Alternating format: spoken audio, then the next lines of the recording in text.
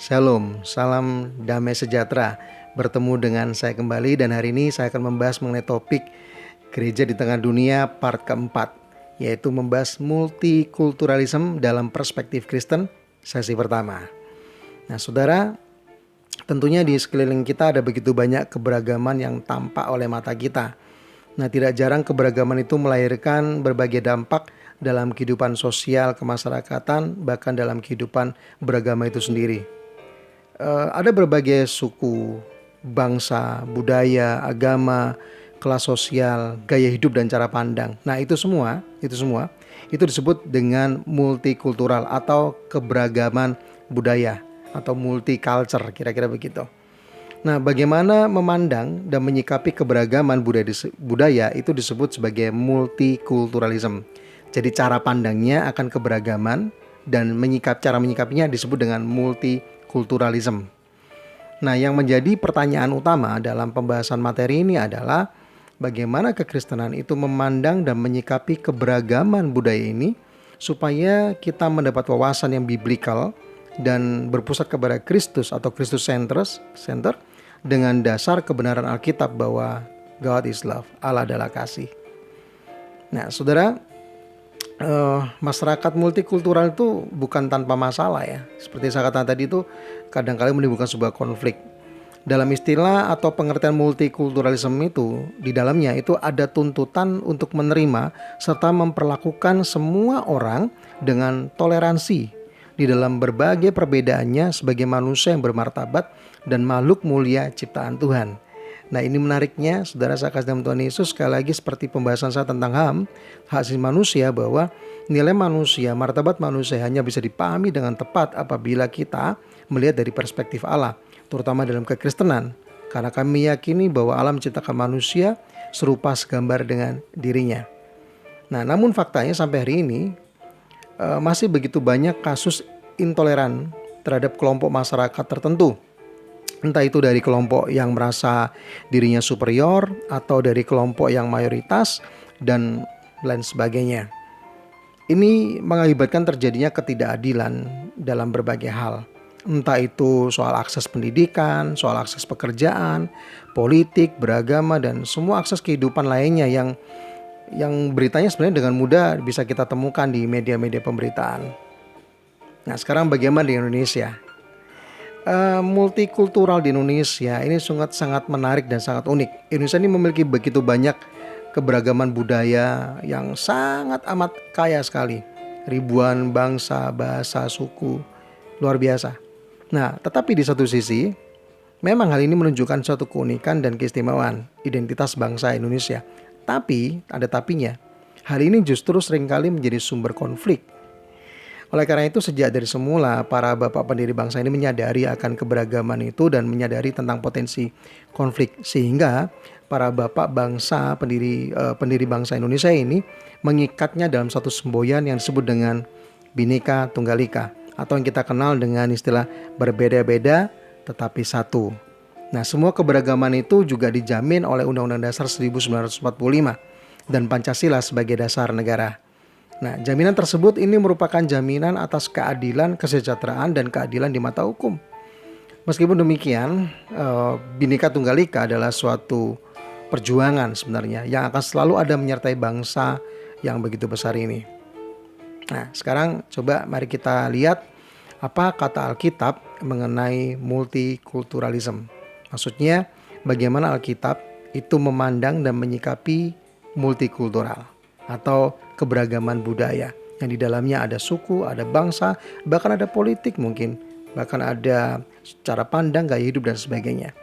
Di dalam Galatia pasal 3:28 firman Tuhan berkata begini, dalam hal ini tidak ada orang Yahudi atau orang Yunani, tidak ada hamba atau orang merdeka, tidak ada laki-laki atau perempuan, karena semua adalah satu di dalam Yesus Kristus.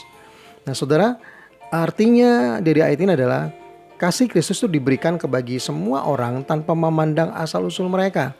Perbedaan yang ditekankan kaum Yudais atau kaum Yahudi pada masa-masa pertumbuhan gereja awal setelah kebangkitan Yesus mengenai latar belakang konflik di antara kekristenan dan Yahudi di awal itu secara tegas itu dihancurkan, dirobohkan oleh datangnya Yesus.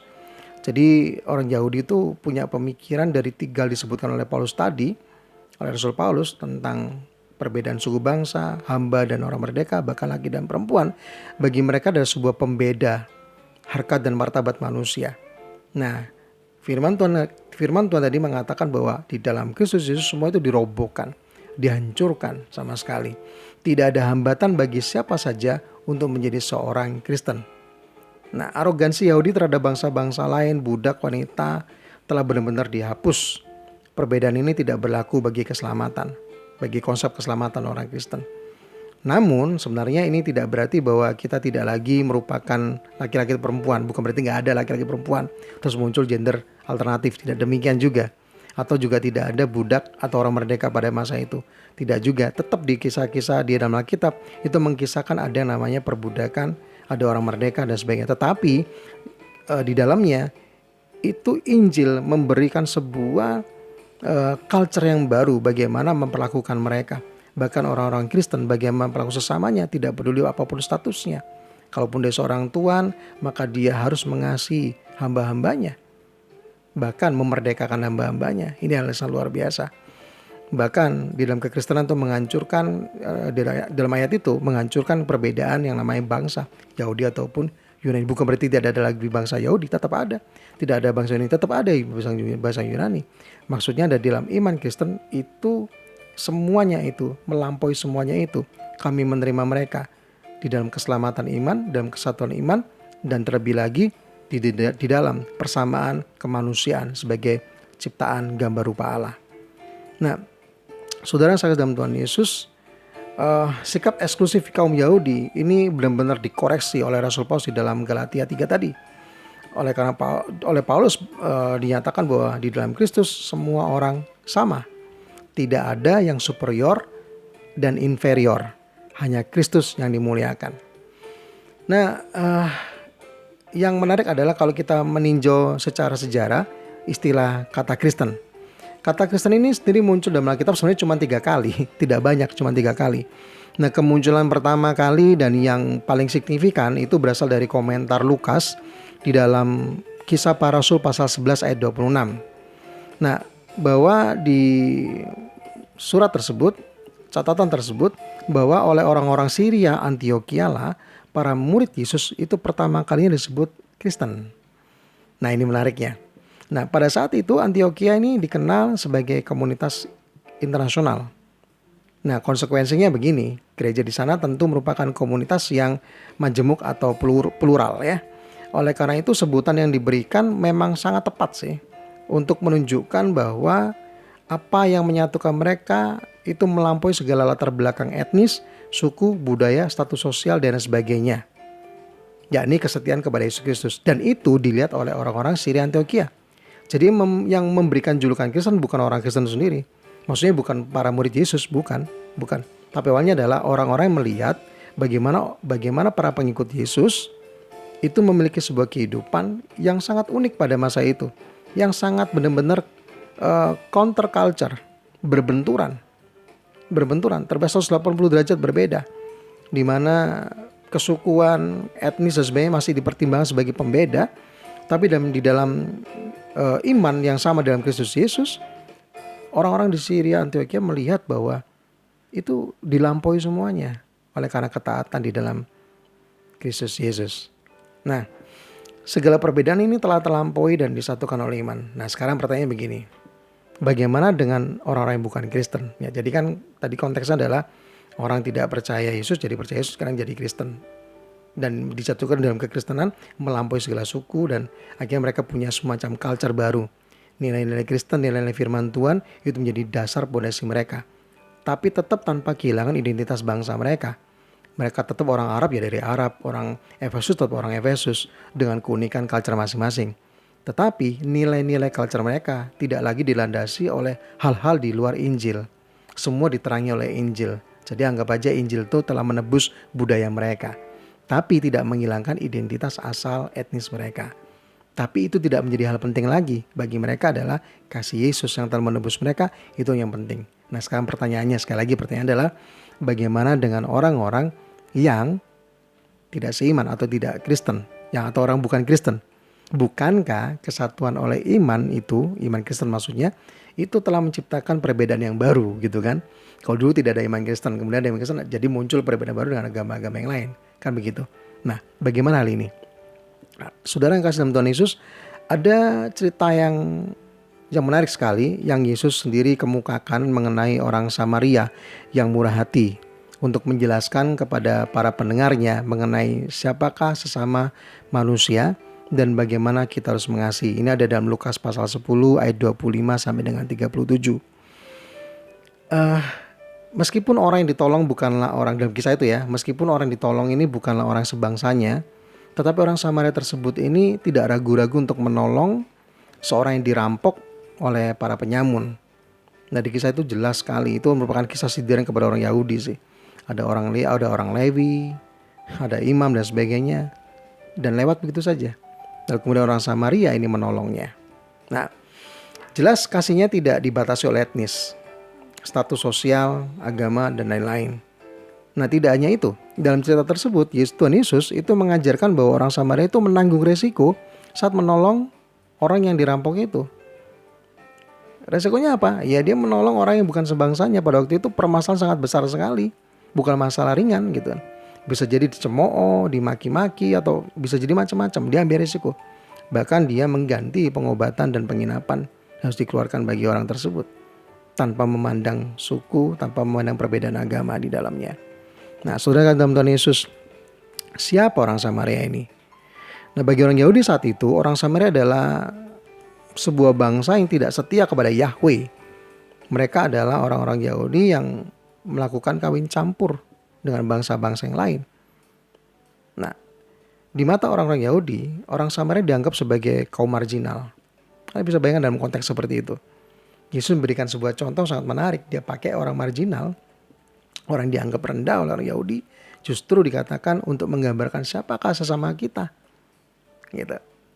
Nah, saudara, kisah ini merupakan sindiran kepada orang-orang Yahudi pada saat itu yang merasa superior dibanding bangsa lain, karena mereka berpikir bahwa mereka adalah bangsa umat pilihan Allah. Nah, dalam hal ini ada kekeliruan sebenarnya konsep mengenai umat pilihan Allah. Israel disebut bangsa pilihan Allah, benar, namun tidak semua orang yang lahir sebagai bangsa Israel adalah Israel. Nah, apa maksudnya sih gitu kan? Nah, saudara, coba ingat baik-baik kalau Anda pernah membaca tentang perjanjian Allah kepada Abraham. Nah, ini dimulai dari janji Allah kepada Abraham bahwa dari keturunannya akan muncul bangsa yang besar. Nah, Abraham ini punya 2 anak, Ismail sama Ishak. Siapa yang dipilih?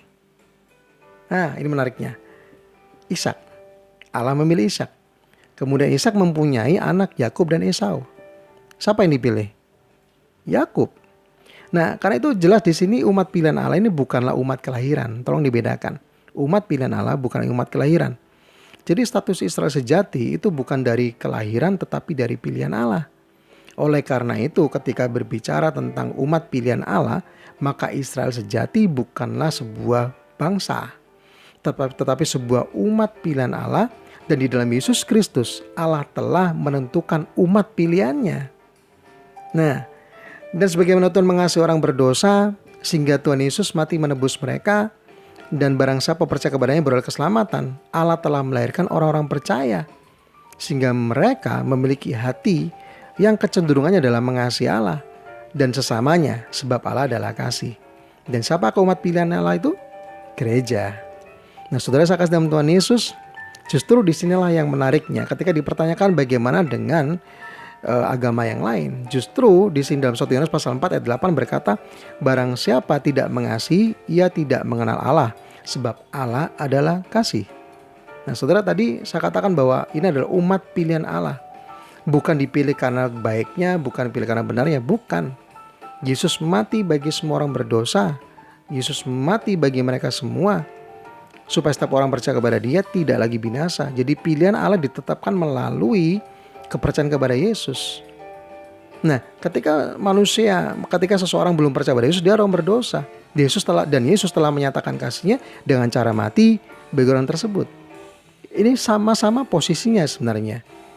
Nah, kalau dulu kita orang berdosa, tapi Allah mengasihi kita, maka kita tidak punya alasan untuk membenci orang berdosa.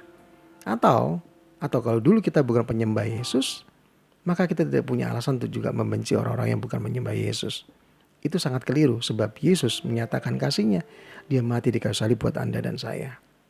Nah, dalam 1 Yohanes pasal 4 ayat 8 tadi, maka jelaslah kita bisa pahami mengapa itu ini muncul. Barang siapa tidak mengasihi, ia tidak mengenal Allah, sebab Allah adalah kasih. Sebab Allah telah menyatakan kasih kepada saudara saya. Itu kenapa orang percaya, atas dasar inilah orang percaya atau orang Kristen itu memiliki motivasi yang sangat kuat. Selain bahwa semua manusia memiliki martabat atau derajat yang sama sebagai ciptaan Allah, yang dicipta serupa dan segambar dengan Allah, di mana di dalam diri manusia itu menempel atau melekat citra diri sang penciptanya, dan serangan terhadap kemanusiaan merupakan serangan kepada pribadi Allah secara langsung. Orang Kristen itu tidak dapat tidak mengasihi orang-orang yang berbeda agama. Kita tidak punya alasan untuk tidak mengasihi mereka. Sangat tidak punya alasan. Sebab itu adalah identitas orang percaya yang melekat seperti kulit ini, melekat. Nah, bagi kekristenan, ketidaksepakatan teologis dengan agama lain itu tidak sama dengan tindakan membenci atau bahkan disebut intoleran. Tidak demikian. Justru mengakui adanya perbedaan teologis adalah bagian dari toleransi selama berpijak kepada kemanusiaan. Justru sangat tidak toleran kalau misalnya kita harus memaksakan semua pandangan teologis harus sama. Padahal nggak sama nyatanya. Artinya bahwa setiap agama termasuk kekristenan, ketika kita menyatakan perbedaan itu dan kita berdiskusi dan berdialog, bahkan akhirnya kita tidak sepakat, harusnya tidak masalah. Selama kita berpijak kepada nilai-nilai kemanusiaan dan dalam kasih dan respect menghormati satu sama lain. Kekristenan mengajarkan itu. Ini teladan Yesus sendiri yang telah memilih menyatakan kasih-Nya dengan mati di kayu salib untuk menyatakan bahwa ketidaksepakatan Dia akan dosa kita. Seperti yang saya bahas di topik hak asasi manusia. Nah, saudara dalam Tuhan Yesus, karena itu bagi kekristenan seharusnya bagi kami berdiskusi, berdialog lintas agama itu adalah hal yang baik dilakukan selama di dalam dasar-dasar kasih dan kemanusiaan. Dinyatakan tanpa paksaan, tidak boleh dengan manipulasi, dan juga tidak boleh ada kebohongan. Jadi bagi orang Kristen, secara pluralis sosial kami mendukungnya harus. Tapi bukan berarti kami jadi pluralis teologis. Artinya mengatakan bahwa semua agama sama. Saya tidak demikian. Tidak semua agama sama dan kami harus akui. Dan kami juga menghormati apa yang menjadi keyakinan setiap orang yang berbeda agama. Tetapi sekali lagi itu semua harus berpijak di atas dasar kemanusiaan. Nilai-nilai kemanusiaan, martabat. Dalam kekristenan, Alkitab menegaskan sekali untuk menghormati martabat manusia. Nah, saudara sekalian dalam Tuhan Yesus, karena itu kita harus menolak hal-hal yang menghancurkan atau hal yang dapat menghancurkan kemanusiaan dan hal yang bisa meniadakan kasih dalam konteks multikulturalisme. Karena itu kita harus menghindari sikap-sikap yang seperti primordialisme, yaitu sebuah sikap perasaan kesukuan yang berlebihan, menganggap suku bangsanya sendiri yang lebih paling unggul dan maju dan sebagainya. Saudaraku, ini adalah sikap yang begitu salah, begitu keliru yang kita bahas tadi. Bahwa kasih Allah, kasih Kristus yang menebus kita ini, itu telah melampaui segala etnis, melampaui segala suku. Di hadapan Tuhan semua manusia berdosa. Di hadapan Tuhan bahkan produk-produk culture, budaya, produk-produk dari hasil pemikiran manusia, tidak satupun yang tidak tersentuh oleh dosa. Walaupun ada baik dan sebagainya, tetap ada kekurangan di dalamnya. Artinya di dalam kekristenan kita mengakui setiap culture itu ada kekurangan di dalamnya. Jadi sangat salah kalau misalnya di dalam kekurangan itu kita mengatakan bahwa kita paling hebat, paling sempurna, paling luar biasa. Walaupun mungkin tidak bisa tunjukkan kualitas-kualitas tertentu yang melebihi dari suku yang lain. Tapi dalam kekristenan kita mengakui bahwa setiap manusia telah jatuh di dalam dosa. Dengan mengatakan bahwa suku saya lebih ini, suku saya lebih itu hanya menunjukkan sebuah keangkuhan dan kesombongan. Di mana kekristenan tidak mengizinkan, tidak membolehkan, bahkan tidak memperkenankannya. Kalaupun mau bermegah, kata Paulus, hanya bermegah karena Injil. Apa sih maksudnya? Kita ini orang celaka, kita adalah orang rendah, orang binasa. Tidak satu pun kita buat itu bisa menyelamatkan kita, termasuk nilai-nilai dalam kesukuan kita. Itu adalah klaim orang Kristen. Itulah kenapa saya pribadi mendorong saudara mendengar pemaparan saya hari ini tentang multikulturalisme. Hendaklah di dalam kasih kita tidak lagi membesar-besarkan kesukuan satu sama lain. Tidak lagi menjadikan hal yang mesti diperdebatkan, dipermasalahkan siapa yang lebih hebat. Tidak perlu. Karena itu akan mendorong sebuah konflik-konflik yang justru itu bertentangan dengan nilai Injil anugerah Allah yang telah menebus Anda dan saya. Ini sangat tidak baik untuk dikembangkan di masyarakat multikulturalisme seperti di Indonesia. Sangat tidak baik. Kemudian gak cuman primordialisme, yang mirip juga ada yang namanya etnosentrisme. Nah, etnosentrisme ini hampir mirip juga ya. Jadi semacam pandangan yang berpangkal pada masyarakat dan kebudayaannya sendiri gitu kan. Dia tidak mau tahu tentang budaya orang lain. Tidak mau mengerti maksudnya, tidak mau mengerti. Sehingga di dalam beberapa konteks persinggungan tertentu akhirnya mereka mempertahankan egonya masing-masing, siapa yang didorong dan sebagainya. Nah, dalam kekristenan kami melihatnya bahwa etnosentris cukup mengganggu dari kehidupan multikulturalisme. Artinya kita harus mencari titik-titik di mana kita bisa menghargai satu sama lain tanpa harus menjadi sepakat di dalam sekali lagi keyakinan mereka. Nah, selain itu sikap yang berikutnya harus dijauhi yang dapat menghancurkan kehidupan kemanusiaan, dapat menghancurkan nilai-nilai kasih di dalam multikulturalisme adalah diskriminatif. Kita harus jauhkan diskriminatif, sikap yang membeda-bedakan dalam perlakuan terhadap sesama warga negara berdasarkan warna kulit, golongan, suku bangsa, ekonomi, agama dan lain-lain. Itu harus kita hindarkan. Sikap ini sangat berbahaya. Jika berkembang karena dapat memicu munculnya antipati terhadap sesama warga negara. Ini tidak boleh ada. Kekristenan itu menolaknya ini semuanya.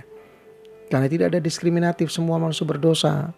Entah orang Yahudi, entah orang Yunani, sama berdosa di hadapan Tuhan. Entah laki entah perempuan, sama berdosa di hadapan Tuhan.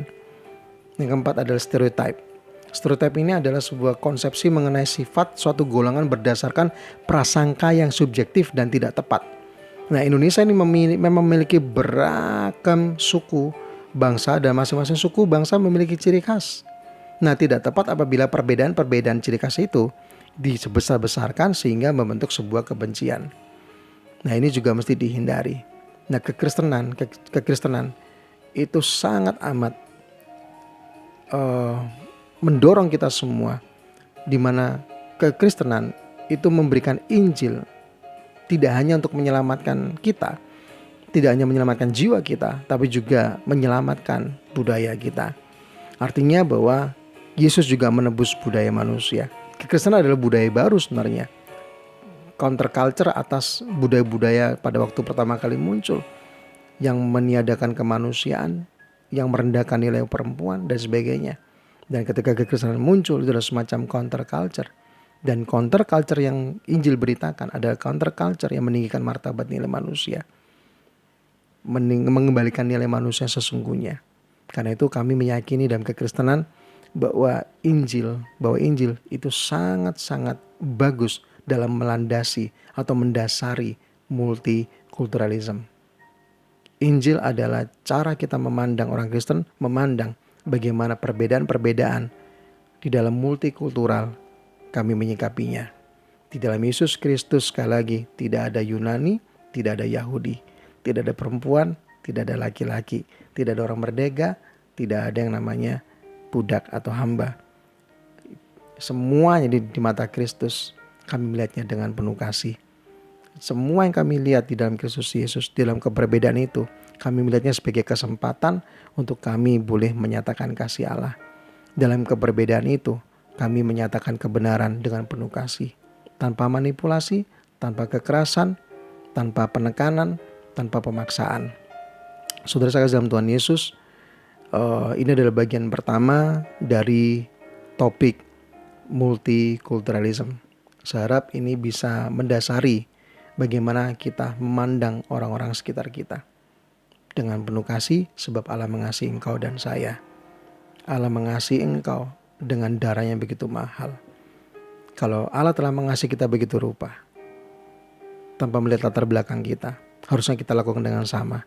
Kita mengasihi sama kita tanpa melihat latar belakang mereka. Mengasihi mereka dengan penuh hormat, dengan penuh penghargaan, bahkan menghargai keyakinan mereka, tanpa memaksakan.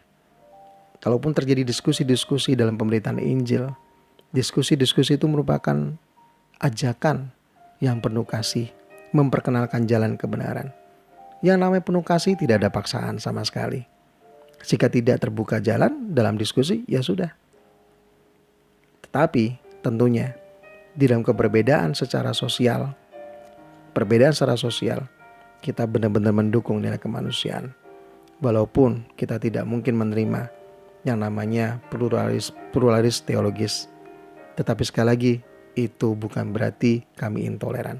Orang Kristen didorong oleh Allah untuk mengasihi dan akan bertoleransi di dalam kebenaran dan di dalam kasih Allah.